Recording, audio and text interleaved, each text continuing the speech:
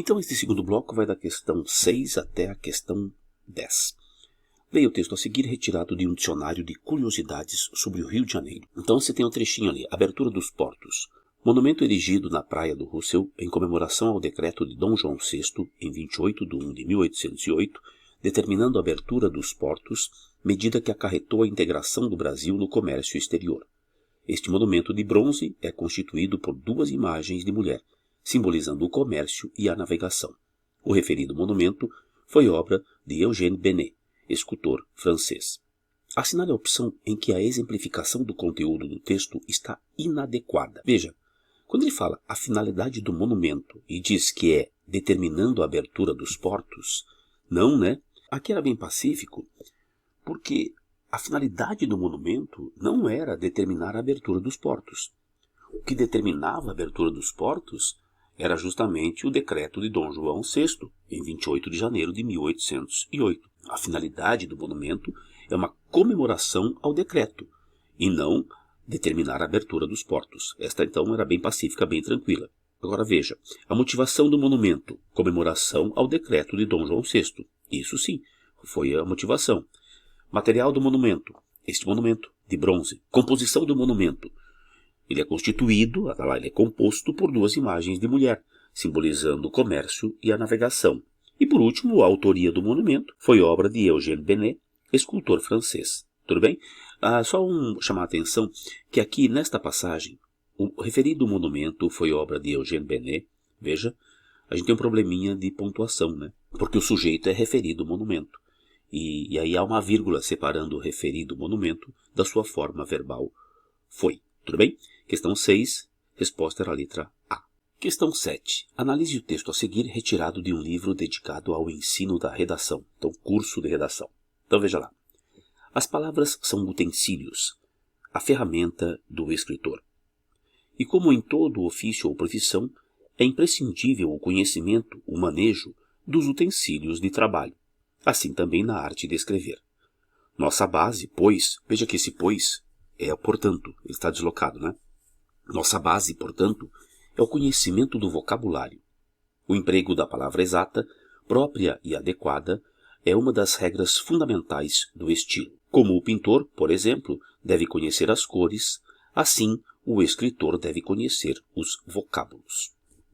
Assinale a opção que apresenta a mensagem mais importante desse texto, considerando o livro em que está inserido. Então veja, o livro em que está inserido é um livro curso de redação. Então a informação mais importante dentro desta situação descrita, vejamos, todo profissional deve saber manejar suas ferramentas. Ele fala isso, inclusive ali na comparação que ele faz ao final com um pintor. Vamos guardar essa aí. As palavras são os utensílios primordiais da escrita, não tenha dúvida. Sem dúvida, as palavras são a matéria-prima da escrita. O conhecimento do vocabulário é a base do escritor. Isso está ali, né, na quarta linha. Nossa base, pois, é o conhecimento do vocabulário. Todas, por enquanto, são muito boas. Toda profissão requer conhecimento especializado. Bom, foi só falar, uma já ficou fora. Uma já está bem distanciada daquele contexto que é o contexto da escrita.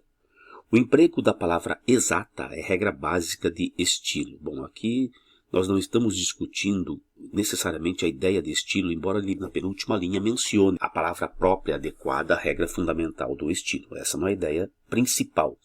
A mensagem mais importante se refere a quem? Se refere àquele que quer escrever, porque afinal de contas o livro é um curso de redação. Todo profissional deve manejar suas ferramentas. É uma informação muito mais genérica do que aquela que seria dirigida a quem quer escrever. As palavras são os utensílios primordiais da escrita, isso é importante, não tenha dúvida, ainda mais em um livro sobre um curso de redação, sobre o ato de escrever.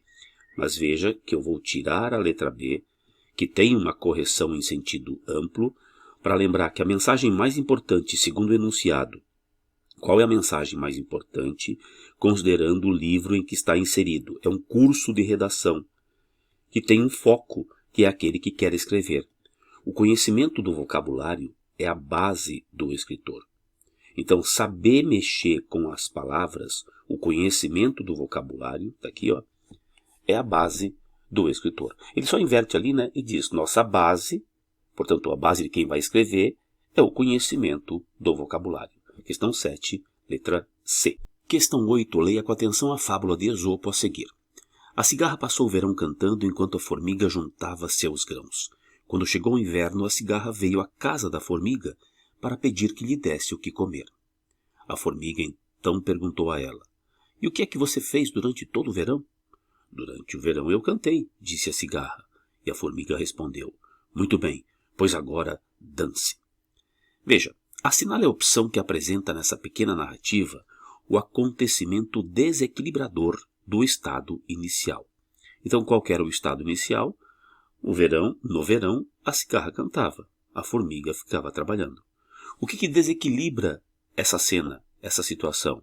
Ora, logo em seguida, quando chegou o inverno. A partir daí, nós temos um plot twist na pequena narrativa. Quando ele diz, quando chegou o inverno, muda-se a situação, desequilibra-se aquela ideia inicial de uma cigarra cantando, se divertindo, e uma formiga trabalhando. A resposta era a letra B. Bom, aqui era bem pacífico. A letra A, enquanto a formiga juntava seus grãos, está ali ainda no estado inicial. A cigarra veio à casa da formiga para pedir que lhe desse o que comer. Todas as três alternativas em seguida. A formiga então perguntou a ela: "E o que é que você fez durante todo o verão?" "E durante o verão eu cantei", disse a cigarra. Todas essas se dão depois do elemento desequilibrador. Se tudo estava transcorrendo de uma determinada maneira, quando chega o inverno, muda-se o cenário. Resposta, de fato, letra B. Questão 9 é uma daquelas questões sobre a correlação entre as palavras. E veja que ele diz assim: assinale a opção que indica a frase em que o substantivo sublinhado não sofre nenhum tipo de adjetivação. Então vejamos, quem vai estar destacado é um substantivo. Este substantivo não deve ter nenhum periférico à sua volta adjetivando. Tudo bem? Seja esse periférico na forma de uma palavra, seja esse periférico na forma de uma expressão. Então ele quer aquele que não sofreu adjetivação. Então vamos ver. E no 8º dia, Deus criou a radiodifusão para ouvir as notícias do paraíso. Não é resposta, porque o substantivo notícias veio modificado por do paraíso. Aqui em do paraíso, a gente tem aí uma locução adjetiva, que até seria transformada em alguma coisa como paradisíacas. Tudo bem? Notícias do paraíso caracterizando notícia. Os pequenos anúncios contêm toda a verdade que se pode encontrar num jornal. Bom, quando ele colocou toda a verdade, veja que não é propriamente uma adjetivação, mas é uma modificação. Ele usou aí o pronome toda e usou o artigo. Toda a verdade, a tradução que a gente vai ter é completa, inteira. A verdade inteira, a verdade completa. Houve uma modificação do substantivo verdade. Portanto, não pode ser resposta. Todas as palavras são igualmente lindas. Nós é que as corrompemos. Veja que esse lindas aqui, que aí sim, né, é um adjetivo puro, ele está ligado a palavras, tendo o verbo na formação ali no meio. Esse lindas é um adjetivo na condição de predicativo do sujeito. Portanto, esse lindas também modifica o substantivo palavras. Não é resposta. Há palavras que choram e lágrimas que falam. Veja que palavras agora foi modificado por uma oração. Palavras as quais choram. Esse que choram é uma oração adjetiva. Ora, e se é uma oração adjetiva, é porque ela está modificando um substantivo. Afinal de contas, a oração adjetiva está no exato lugar de um adjetivo. Eu poderia imaginar assim, por exemplo, há palavras chorosas, há palavras choronas, e aí teria claramente o papel, a função de um adjetivo. Então, a letra D também não poderia ser resposta, de forma que chegamos à resposta por eliminação ali na letra E. Nunca tenha medo de sentar-se um pouco e pensar. Em nunca tenha medo de sentar-se um pouco e pensar, você só tem o substantivo medo. Não há nenhuma referência a medo transformando, modificando, adjetivando a palavra medo substantivo abstrato. Questão 9, resposta era a letra E. Finalizando o bloco, eu tenho, numa descrição, nunca são registrados todos os dados da realidade descrita, mas somente aqueles que mostram algum interesse textual. Veja, por exemplo, o seguinte caso. Só esse enunciado é uma boa medida para a gente, uma pequena lição, para que a gente não exagere na redação e fique ali na descrição adjetivando muita coisa, né?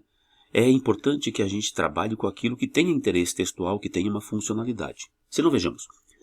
O chefe de uma empresa vira-se para o secretário e diz: por favor, dê um pulo ao meu carro no estacionamento e pegue o livro que esqueci no banco de trás. É um carro alemão, importado e novo, cinza com a capota preta. O enunciado diz: assinale a opção que identifica o maior interesse textual dos adjetivos. Então, aqui, ele vai mencionar vários adjetivos e ele quer que você identifique qual é o mais importante, quais aqueles que funcionam com uma marca maior dentro do texto com relação ao interesse textual. O adjetivo alemão, quando ele usa, pretende valorizar a segurança do carro. Seria necessário que o leitor conhecesse a informação de que um carro alemão é um carro seguro. Letra B. O adjetivo importado desvaloriza a indústria nacional de automóveis. Nesse caso, a pessoa também deveria conhecer a oposição, a comparação existente entre o valor de um carro nacional, que nem existe no caso do Brasil, né, a indústria nacional de automóveis, e um carro importado. Letra C. O adjetivo novo indica o alto preço do veículo. Isso pode ser uma verdade. Tá? Vamos ver se eles têm importância dentro do texto, se alguém é mais importante textualmente do que esse adjetivo novo indicando o preço alto do veículo. Embora, veja, dependendo do extrato com que você esteja trabalhando, extrato com S, tá, de estratificação, um veículo novo possa não ser considerado caro, de alto valor, por essa pessoa. Mas na letra D, os adjetivos cinza e com a capota preta mostram marcas diferenciadoras dos demais veículos. É verdade, né? Se ele indicou cinza e com a capota preta, é porque certamente isso diferencia no meio do estacionamento. Todos os adjetivos foram empregados para dar valor social. É evidente que não, porque cinza não tem esse valor. E econômico, mesma coisa, a seu proprietário.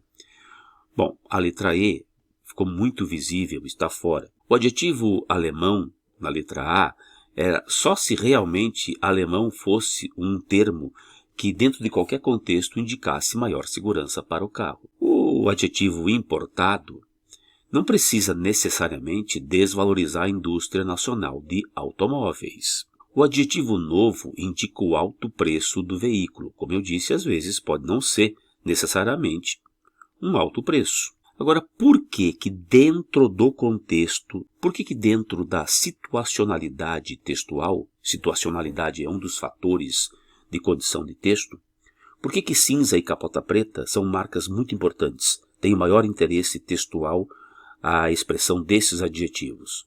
Ora, porque o carro estava lá no meio do estacionamento. O secretário pode não conhecer qual seja o carro do chefe da empresa. Por isso ele diz, é cinza. Então, dentre todos os carros, você vai abrir um carro cinza. E mais, com a capota preta. Então é um carro que é cinza e com a capota preta. O funcionário poderia desconhecer o que seria alemão, importado e novo como carro ali. Ele não tem a obrigação de saber isso. Mas quando o patrão fala cinza, já fica mais fácil. E quando ele fala com a capota preta, ele especificou. De modo que nesse caso, os adjetivos, o adjetivo cinza e a expressão, a locução adjetiva com a capota preta, respondem por esse maior interesse textual. Questão 10, letra D.